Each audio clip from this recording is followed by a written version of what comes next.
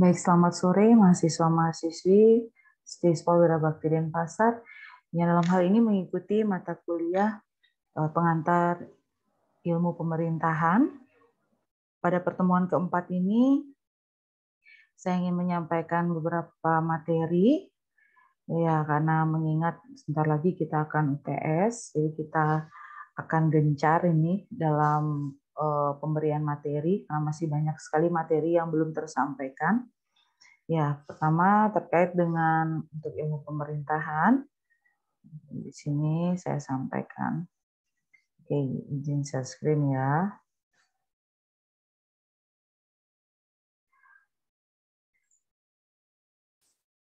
Oke.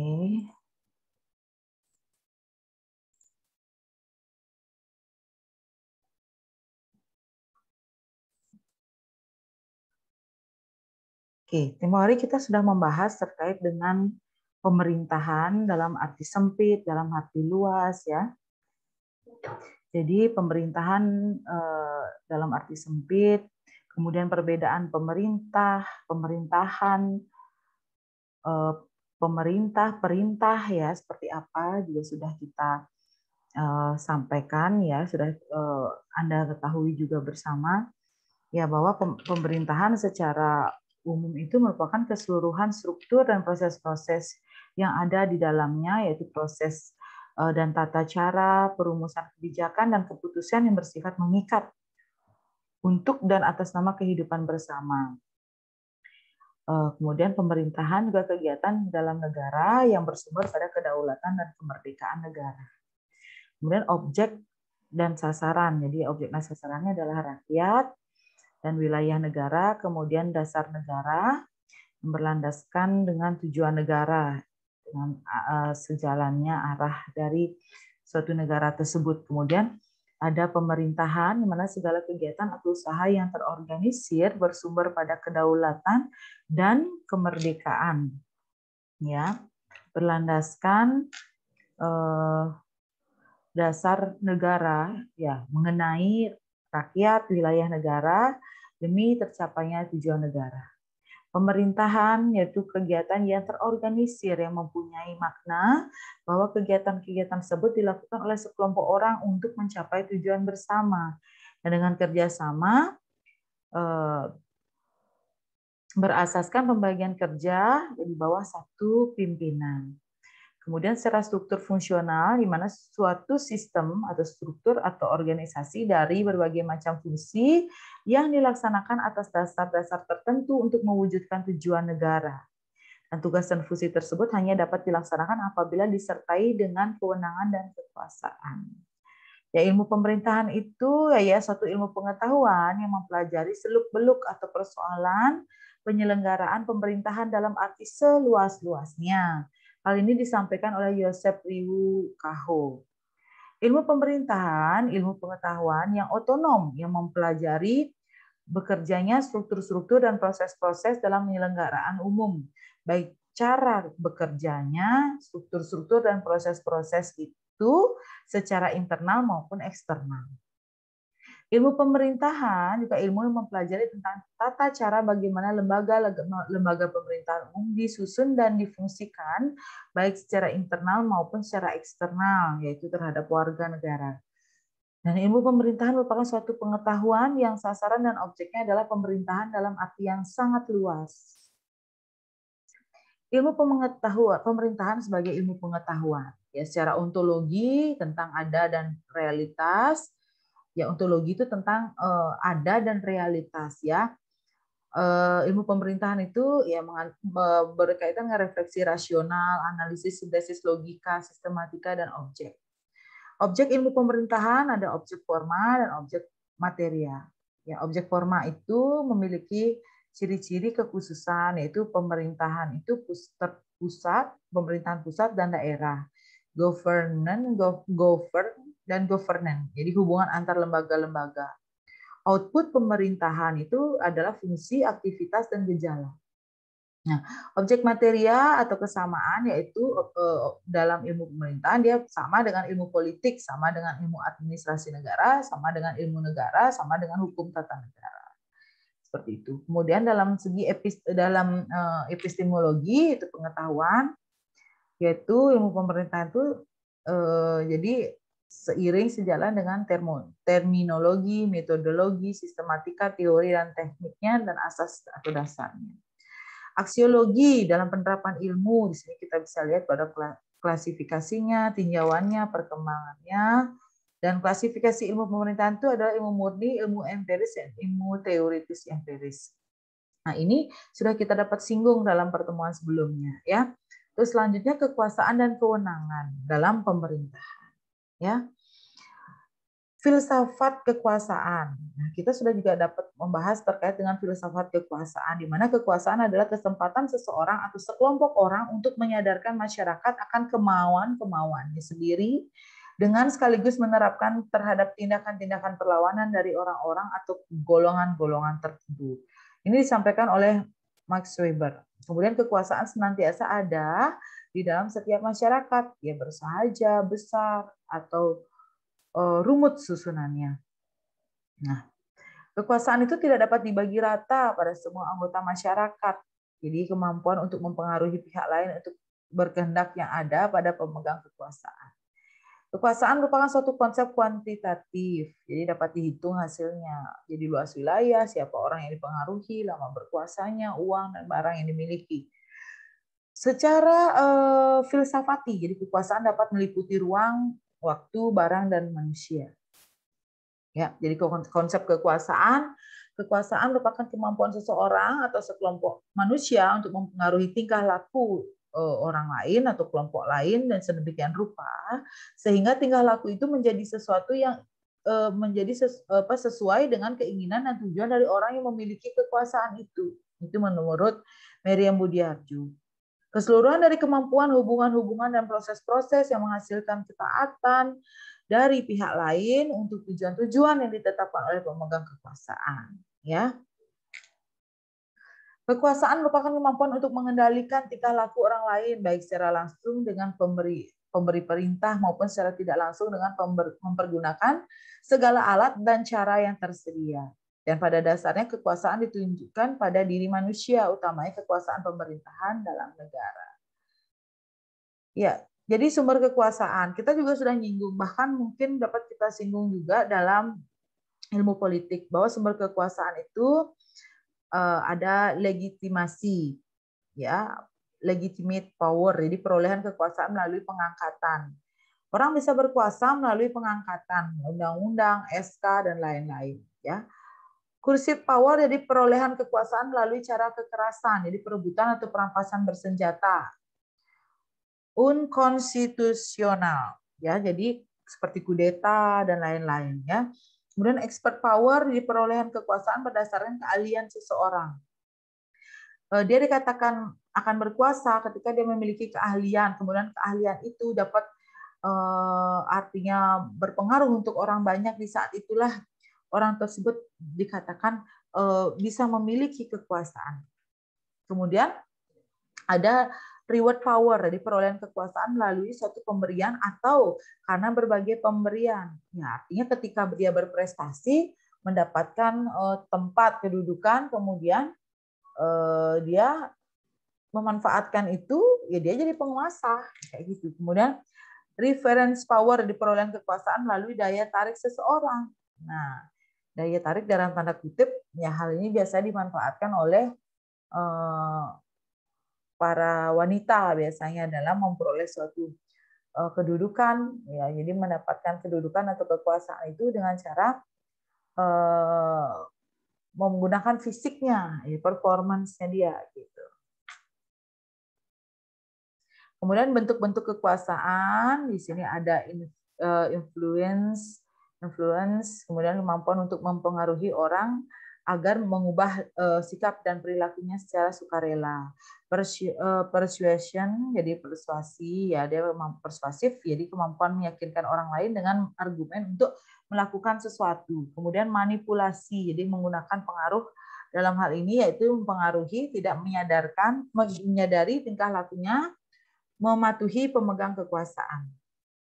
Kemudian coercion, jadi peragaan kekuasaan, jadi ancaman paksaan yang dilakukan seseorang atau sekelompok orang terhadap pihak lain agar bersikap dan berperilaku sesuai dengan kehendak pemilik kekuasaan.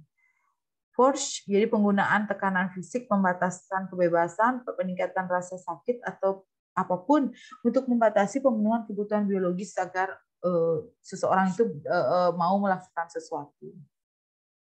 Dimensi-dimensi kekuasaan ada potensial dan aktual. Potensial itu adalah memiliki sumber-sumber kekuasaan seperti kekayaan, tanah, senjata, sains dan informasi, popularitas, status sosial, massa terorganisir, dan jabatan. Dan potensi aktualnya yaitu telah menggunakan sumber-sumber yang dimiliki di dalam kegiatan politik yang efektif. Kemudian secara konsensus dan paksaan. Jadi konsensus sebenarnya berusaha menggunakan kekuasaan untuk mencapai tujuan masyarakat secara keseluruhan. Kemudian paksaan jadi kecenderungan memandang politik sebagai perjuangan, pertentangan, dominasi, dan konflik kekuasaan kelompok kecil masyarakat. Ya. Secara positif dan negatif, jadi ilmu pemerintahan itu, ya, saya dapat dilihat ya dari pandangan kalau yang positif itu menggunakan sumber kekuasaan untuk mencapai tujuan yang dipandang penting dan diharuskan. Secara negatif, menggunakan sumber kekuasaan untuk mencegah pihak lain mencapai tujuannya, tidak hanya dipandang, tidak hanya dipandang, tapi tidak perlu untuk dirugikan seperti itu. Kemudian ada jabatan dan pribadi. Secara jabatan dalam masyarakat modern, jadi kalau di pemerintahan itu ada presiden, perdana menteri, ya menteri dan lain-lain. Secara kualitas pribadi, jadi ilmu pemerintahan itu ya ada pada kualitas diri, kapabilitas, akseptabilitas, integrasi, dan lain-lain yang dimiliki. Ya. Secara implisit dan eksplisit. Jadi secara implisit itu pengaruh yang tidak dapat dilihat tetapi dapat dirasakan. Eksplisit jadi pengaruh secara jelas terlihat dan terasakan. Nah, kemudian ilmu pemerintah secara langsung dan tidak langsung. Secara langsung menggunakan sumber kekuasaan untuk mempengaruhi pembuatan pelaksanaan keputusan politik dengan melakukan hubungan secara langsung. Kalau yang tidak langsung, jadi menggunakan sumber kekuasaan untuk mempengaruhi pembuatan atau pelaksanaan keputusan politik melalui perantara pihak lain yang berpengaruh.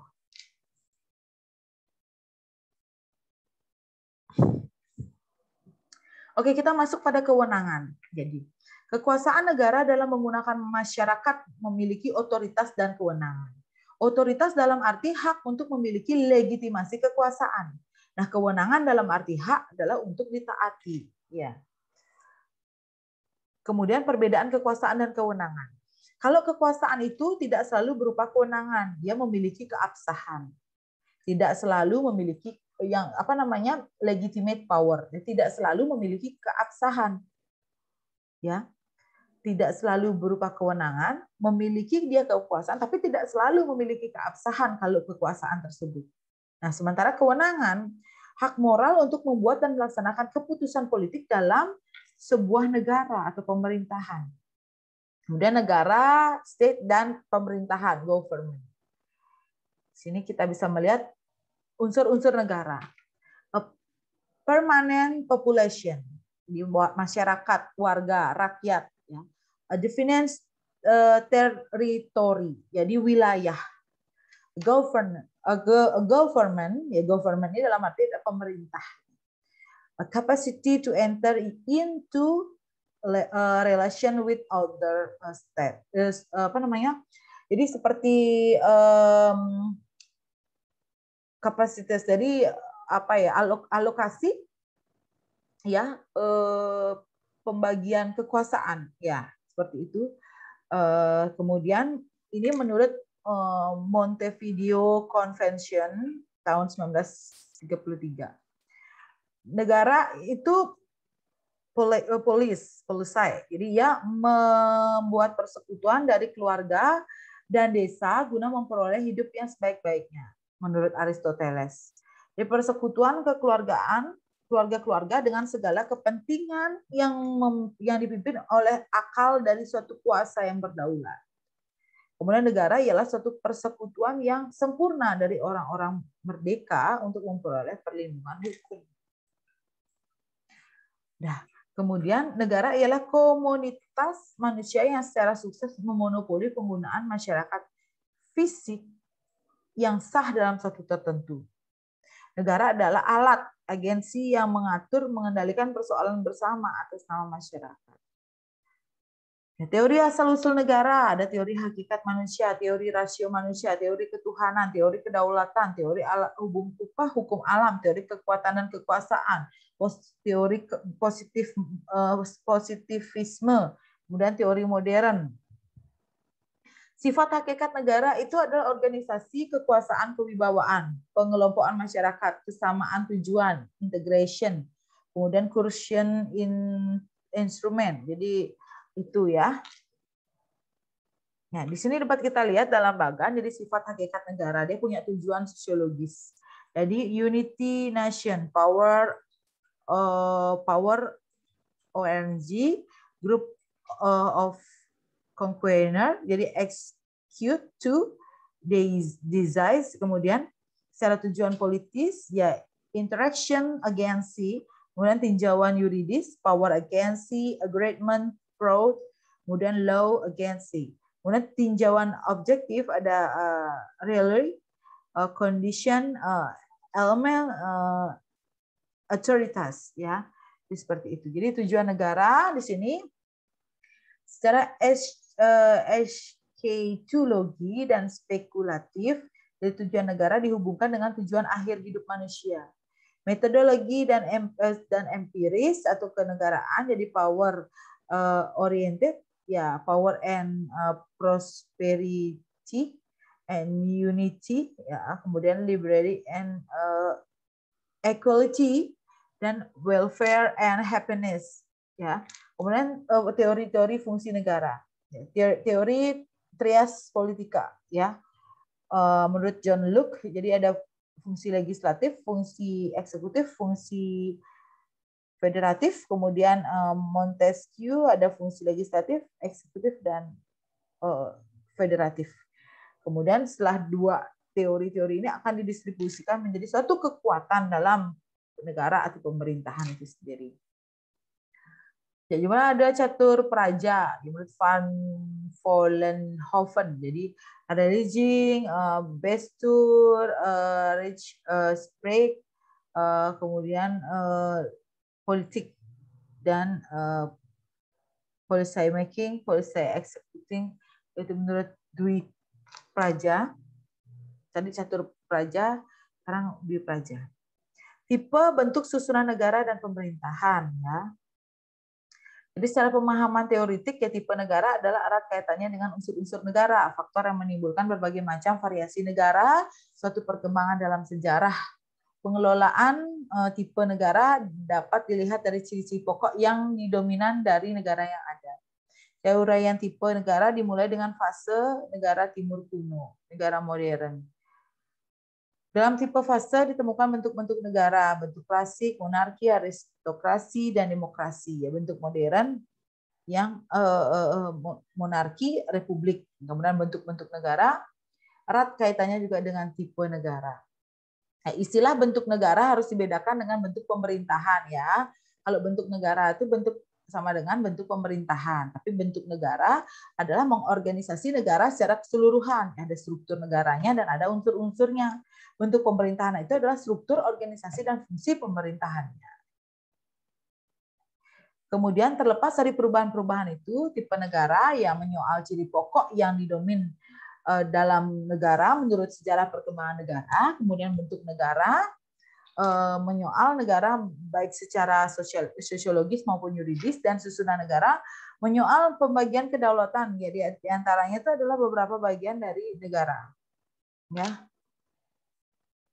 Tipe negara ada 5 tipe negara. Kemarin kita juga sudah dapat singgung, ya tipe negara Timur kuno, Yunani kuno, Romawi kuno, abad pertengahan, dan negara modern.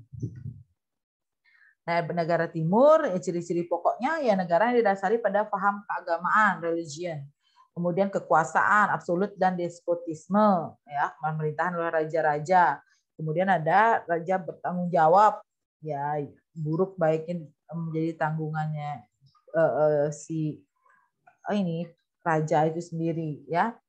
Kemudian ada negara Yunani kuno, ya negara dengan kota ya, polis, city state dan state state dan demokrasi langsung. Manusianya ada di zone politikon. Jadi status aktivisnya itu aktivis terlibat dalam urusan pemerintahan. Jadi setiap warga memenuhi tugas kenegaraan, atau masyarakat negara juga memenuhi tugas keagamaan. Penguasa dan pemerintah harus dari kalangan orang-orang pintar, ya.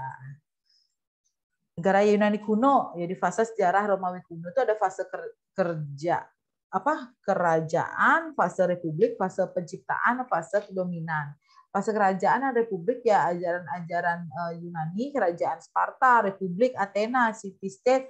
Jadi demokrasi tidak, ya itu bisa dipelajari, dan demokrasi tidak mungkin terjadi rakyat harus menyerahkan semua rakyat harus menyerahkan kekuasaan pada kaisar gitu ya, berdasarkan kepercayaan rakyat kepada kaisar melalui perjanjian dan fase prinsipal dan dominan.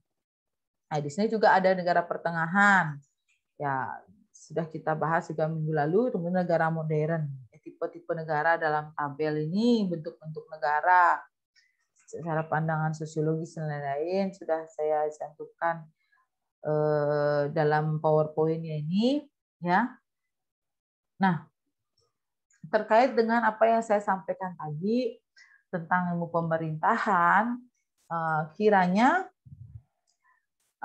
Anda dalam hal ini bisa membuat suatu kelompok, di mana kelompok itu terdiri mungkin dari 4 atau 5 orang yang membuat suatu alur birokrasi, suatu program atau kegiatan, misalnya surat menyurat, atau misalnya penyetoran kontribusi gitu misalnya. Jadi itu bisa dibuat seperti percakapan. Ada yang menjadi misalnya tentang retribusi pasar gitu misalnya, bisa ada yang jadi petugasnya, tukang pungutnya atau apa, ya itu bisa dikerjakan. Nanti makalah tersebut berupa makalah. Nanti soft copy dari makalah itu berupa PDF atau Word, itu bisa dimasukkan ke Google Classroom. Nanti saya akan buat kolomnya, ya. Demikian pertemuan hari ini, ya mohon disimak baik-baik karena sebentar lagi juga UTS akan dimulai. Ya itu dari saya, selamat malam dan sampai jumpa lagi.